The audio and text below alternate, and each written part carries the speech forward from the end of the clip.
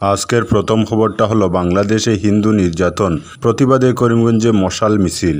বাংলাদেশে হিন্দু নির্যাতনের প্রতিবাদে করিমগঞ্জে মশাল মিছিল বের হলো। সোমবার সন্ধ্যায় বিধায়ক কমলাক্ষ দেপুরকাইস্তের নেতৃত্বে সীমান্ত শহর করিমগঞ্জে এক বিশাল মশাল মিছিল বের করলেন করিমগঞ্জের নাগরিকরা। করিমগঞ্জের এওসি পয়েন্ট থেকে এই মশাল মিছিলের সূচনা করে শম্ভুসাগর পার্কের সামনে গিয়ে সমাপ্তি ঘটে।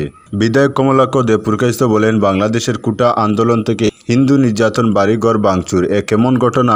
বাংলাদেশের যে কোনো আন্দোলন সমাপ্তি হয় হিন্দুর মঠ মন্দির ভাঙচুর, বাড়িঘর জ্বালিয়ে, তা কোনো অভাবে মেনে নেওয়া যাবে না। তিনি এসব রুখতে প্রধানমন্ত্রীর দৃষ্টি আকর্ষণ করেন। আজকের পরবর্তী খবরটি হলো হাসিনা কাদের সহ 7 জনের বিরুদ্ধে হত্যা মামলা। প্রাক্তন প্রধানমন্ত্রী শেখ হাসিনা ও প্রাক্তন 2 মন্ত্রী সহ 7 জনের বিরুদ্ধে হত্যা মামলার আবেদন করা হয়েছে। মঙ্গলবার ঢাকার চিফ মেট্রোপলিটন ম্যাজিস্ট্রেট আদালতে রাজধানীর একজন ব্যবসায়ী বাদী হয়ে এই মামলার আবেদন করেন।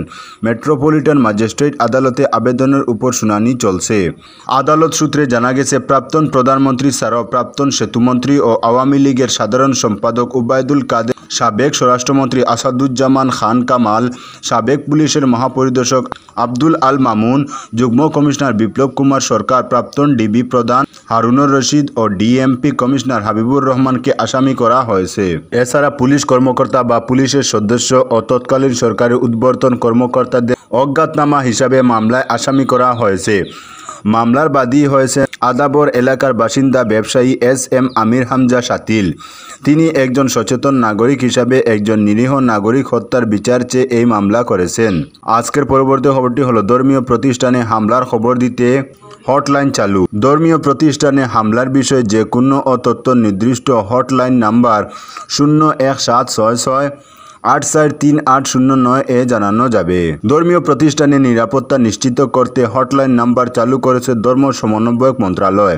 ধর্মীয় প্রতিষ্ঠানে হামলার বিষয়ে যে কোনো তথ্য এই নির্দিষ্ট হটলাইন নম্বরে জানানো যাবে। সোমবার মন্ত্রণালয়ের এক সংবাদ বিজ্ঞপ্তিতে এ তথ্য জানানো হয়। এতে বলা হয়, মন্দির, গির্জা, পাগোডা বা অন্যান্য ধর্মীয় প্রতিষ্ঠানকে লক্ষ্য করে দুর্বৃত্তদের কোনো অঘটনা ঘটলে তা যেন দ্রুত জানাতে পারে সেজন্য এই হটলাইন নম্বর চালু করা হয়েছে।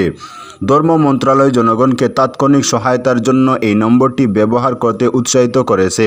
এছাড়াও জাতীয় কোনো হামলার প্রত্যক্ষদর্শী বা অভিজ্ঞতা পেলে লিখিত বার্তা দিতে বলেছে। আজকের পরবর্তী খবরটি হলো বিয়ের 11 মাসের মধ্যেই রহস্যজনক মৃত্যু গৃহবধূর লাইলাপুরে মামলা। বিয়ের 11 মাসের মধ্যে রহস্যজনকভাবে মৃত্যু ঘটল এক গৃহবধূর বাপের বাড়ির লোকদের দাবি মতো যৌতুক না দেওয়ায় পরিকল্পিতভাবে খুন করা হয়েছে। এ নিয়ে মামলা দায়ের করেন গৃহবধূর মা। ঘটনাটি ঘটেছে অসম মিজোরাম সীমান্ত লাইলাপুরে শুক্রবার। এই গৃহবধূর রহস্যজনক মৃত্যুতে এলাকায় চাঞ্চল্য সৃষ্টি হয়েছে। জানা যায়, ফ্রেঞ্চনগরে রিয়াজুল লস্করের সঙ্গে 20 বছরের মিনারা বেগম লস্করের বিয়ে হয়। তার মা সহ পরিবারের অন্যান্যরা জানান, 11 মাস আগে সামাজিকভাবে বিয়ে হয় মিনারার। বিয়ের কিছুদিন পর থেকে স্বামী সহ পরিবারের লোকেরা যৌতুক সহ নানা বিষয়ে মিনারার উপর অত্যাচার শুরু করেন বলে অভিযোগ। তারা জানান, এ নিয়ে বার কয়েক বিচার সভাও বসেছে। তার মা জানান, মৃত্যুকালে ছিলেন 8 মাসের অন্তঃসত্ত্বা মিনারা। এদিকে তার একদিন আগে মিনারার ভাইয়ের মৃত্যু হয়। ভাইয়ের মৃত্যুর খবর পেয়ে মিনারা এসেছিলেন বাপের বাড়িতে। শুক্রবার সকালে তিনি স্বামী গৃহে ফিরে যান। এদিন দুপুরেই তাদের কাছে খবর আসে আত্মহত্যা করেছেন মিনারা। স্বামী ঘরের লোকেরা বলেন মিনারা আত্মহত্যা করেছে বলে দাবি করেন। সে দাবি মানতে নারাজ মিনারার বাপের বাড়ির লোক।